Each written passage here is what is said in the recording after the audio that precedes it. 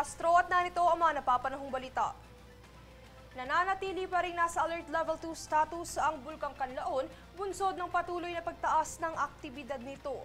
Kabilang dito ang 7 volcanic earthquakes, plume kung saan natatakpan ng ulap ang bulkan at ground deformation na naitala sa loob lamang ng 24 oras. Mahigpit pa rin pinagbabawal ng Philippine Institute of Volcanology and Seismology of PHIVOLCS ang pagpasok sa 4-kilometer radius permanent danger zone at ang pagpapalipad ng anumang aircraft malapit sa tuktok ng bulkan.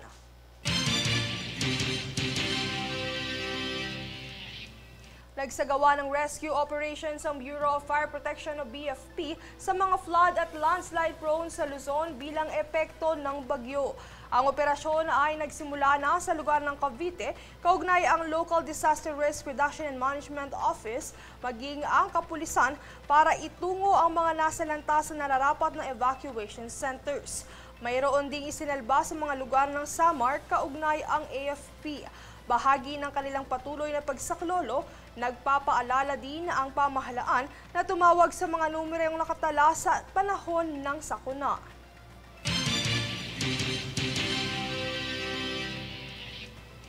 Agad na kumilos at nagtalaga ang Quezon City Veterinary Response Team ng mga barangay na magsisilbing pet evacuation center para sa mga alagang hayop sa kasagsagan ng Bagyong Juan.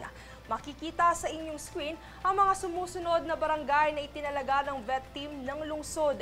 Kaugnay nito, patuloy ang pagmomonitor ng City Veterinary Department katuwang ang mga barangay animal officers upang masigurong ligtas ang mga fur pet sa gitna ng masamang panahon.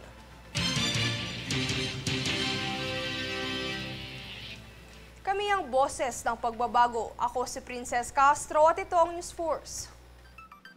Sa ulo ng mga balita, Bulkang Kanlaon, nananatiling nasa Alert Level 2 status bunsod ng patuloy na pagtaas ng aktibidad.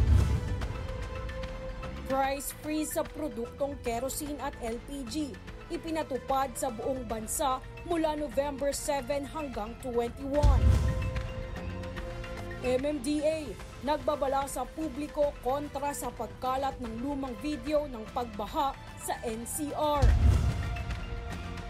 Evacuation centers para sa mga alagang hayop, hinanda na ng Quezon City Response Team.